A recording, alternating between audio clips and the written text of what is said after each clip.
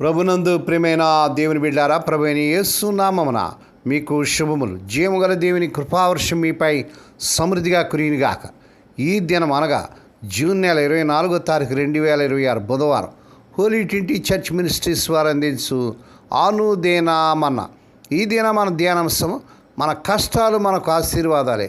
మన కష్టాలు మనకు ఆశీర్వాదాలే. దేవుని వాక్యం చదువుకుందామండి. ప్రసంగి గ్రంథము 11వ అధ్యాయం 3వ వచనం. మేఘములు వర్షముతో నిండి ఉండగా అవి భూమి మీద దాని పోయిను. దేవుడు తన పరిశుద్ధ వాక్యం దీవించునుగాక. దేని బిడ్డారు, మీరు అంతా ఎలా ఉన్నారని, మీ ఆరోగ్యాలు ఎలా ఉన్నాయి, మీ కుటుంబంలో అందరూ బాగున్నారా? మీ అందరి కోసం మేము భారంతో ప్రార్థన చేస్తున్నాం. మీకు ఏదైనా ప్రార్థన అవసరతలు ఉన్నట్లయితే దయచేసి మాకు తెలియజేయండి, మేము కోసం ప్రార్థన చేయగలం. దేని బిడ్డ, దేవుని వాక్యంలో మనం చూసినట్లయితే ప్రసంగి 11వ అధ్యాయం 3వ వచనంలో మనము ఈ యొక్క మేఘముల వర్షంతో నిండి ఉండగా భూమి మీద దాన్ని పోయినని చూస్తున్నాం. అంటే మన కష్టాలే మనకు ఆశీర్వాదాలు. మేఘముల వర్షంతో నిండి ఉండిన ఎడల అవి భూమి మీద కురియును. చెట్టు దక్షిణ దిక్కున పొడనా ఉత్తర దిక్కున పొడనా ఎక్కడ పొడనా అక్కడే అది ఉండును. మరి దేవుని బిడ్డారా, మొట్టమొదటిగా చూసినట్టయితే మేఘాలు నిండితే వర్షం తప్పదు. అంటే సిద్ధంగా ఉన్న పని జరిగి తీరుతుందన్నమాట. దేని బిడ్డ, నువ్వు కష్టపడితే ఫలితం వస్తుంది, ఆలస్యం చేయకు. చెట్లు ఎక్కడ పడితే అక్కడ ఉంటుందని రెండవదిగా చూస్తున్నాం.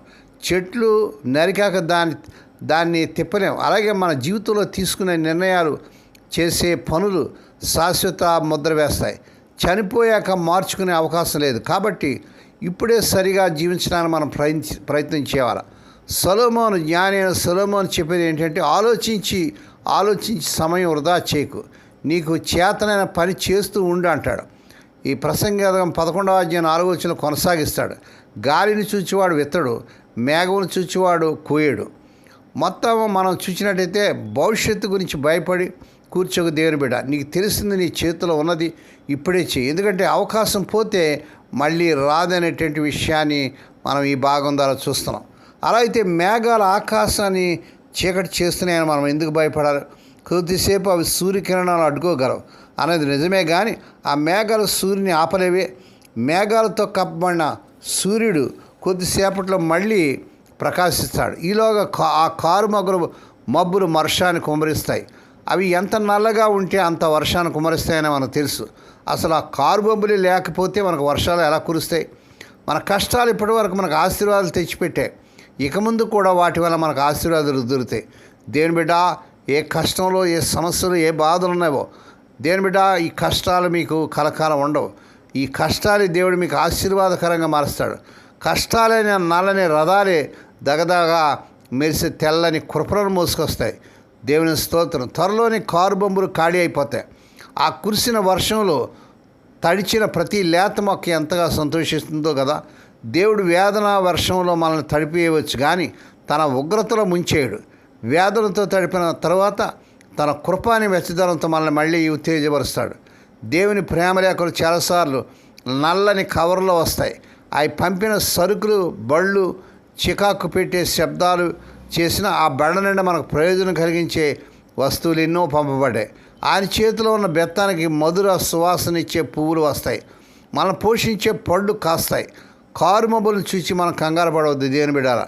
కానీ క్రిందటి నెలలో మేఘాలు వర్షాల ద్వారా ఈ నెలలో పూలు పూస్తాయని సంతోషించి మనం పాటలు పాడదాం. గనక దేవుని బిడ్డారా, ఆ ప్రభువా, మేఘాలు అనేవి నీ పాదధూళే కదా. కారు మబ్బులు కమ్మి చీకటి ఉన్న రోజున వాటి వెనుకనే ఉండి నువ్వు మాకెంతో దగ్గరగా వచ్చావని మనం ప్రార్థన చేయాలి. నాలో ఉన్న ప్రేమను చూచి సంతోషిస్తుంది. మేఘాలు కరిగిపోతూ వర్షిస్తూ చుట్టుపక్కల చిన్న చిన్న కొండలన్నిటి తడుపుతూ సంతోషాన్ని పెట్టడాన్ని నాలోని విశ్వాసం చూసింది.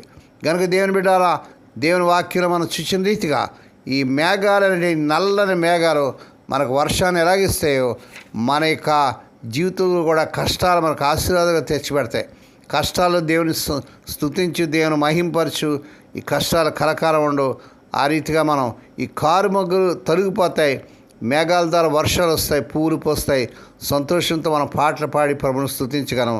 దేవుడి మాటలు దీవించినగాక. ప్రార్థన చేసుకుందామండి. పరిశుద్ధులైన మా తండ్రి, నీ పరిశుద్ధ నామమునకు వందనాలు, స్తోత్రాలు చేయించుకున్నాను. ఆయన స్వదేశ విదేశాల నుండి ఈ వర్తమానం వింటూ అనేకరికి వర్తమానం షేర్ చేస్తూ, లైక్ చేస్తూ, సబ్స్క్రైబ్ చేస్తున్న మా ప్రియులను దీవించండి. ఈ దినం పుట్టిన దినాలు, వాహ దినాలు, ఆ శుభదినాలు జరుపుకున్న బిడ్డలను బహుగా దీవించి మరొక సంవత్సరమైన దాయక్రీడను బిడ్డకు ధరింపజేసి వారి పట్ల నూతన కార్యం చేయించుకోండి. రోగులైన బిడ్డలపైన ప్రత్యేక రూపు చూపించి ఇప్పుడే నాయన కలవరి శిలువ రక్త ప్రభావాన్ని శిరస్సు మీద పాదముల ప్రభావం చేస్తున్నావు నాన్న. ఎవరైతే నాయన సీరియస్ కండిషన్లు హాస్పిటల్ ఐసీయూలు ఉంటున్నారో ఇప్పుడే మీరు కనికరించండి నాయనా. నీ స్తోత్రాలు. ఎలాంటి రోగాన్ని నేను స్వస్థపరచగలవడం నాయన. నేను స్వస్థపరిచి యెహోవాని నేనే వాగ్దానం చేసాను నాయన. స్వదేశ విదేశం నుండి మరి నాయన మరి ఆ ఉద్యోగాలకు తిప్పబడుతున్న ఏమైనా బిడ్డలకు నాయన ఈ నెలలో వారు అర్హత మించిన ఉద్యోగాలు వచ్చిన కాక వివాహం కానీ ఏమైనా బిడ్డలకు ఈ నెలలో వారు కోరుకునే చక్ర సంబంధాలు కుదిరి వారి వివాహాలు ఘనంగా జరుగును గాక. హోలీ ట్వంటీ చర్చ్ మినిస్ట్రీస్ ద్వారా మారుమూరు గ్రామాల మురికివాళ్ళు ఆయా రాష్ట్రాలు జరిచిన పరిచయను ఈ దీనదాస్తులను దాస్తులను విధవరాలను దిక్కులేని బిడ్డలు తండ్రి లేని బిడ్డలు జ్ఞాపకం చేసుకొని వారి యొక్క ప్రతి అవసరత మీరు తీర్చండి. మీరు కొరకే జ్ఞాపకం చేసుకొని ఈ దినమంతటినీ నీ బిడ్డల్ని కృపాస్త్రంగా అప్పగించుకుంటూ ప్రతి విధంగా కీడు నుంచి దృష్టి నుంచి ప్రమాదాలు తప్పించి క్షేమకరమైన ప్రాణాలు దయచేయమని స్తోత్రాలు వందనాలు చెల్లించుకుంటూ యేసు పరిశుద్ధ నామన స్తుతించి కనపరిచి వేడుకొని ప్రార్థిస్తున్నాం తండ్రి. ఆమేన్. మన ప్రభువైన యేసుక్రీస్తు వారి కృప, తండ్రి అయిన దేవుని ప్రేమ, పరిశుద్ధాత్మదేవుని కన్నీరు సహవాసము సదాకాలం మీకు తోడిని నడిపించి బలపరచునుగాక. ఆమేన్.